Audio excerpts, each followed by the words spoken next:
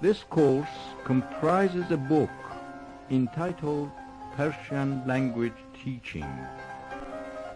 In Persian آموزش زبان فارسی. کلید تمرین ششم. 1. هزارمین سالگرد ابن سینا. 2. بهمن دومین ماه زمستان است. 3. جمعه آخرین روز هفته است. 4.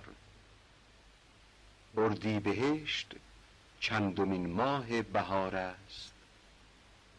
5. شما چندمین فرزند خانواده هستید؟ 6. آمریکا چهارمین کشور دنیا از لحاظ جمعیت است. 7.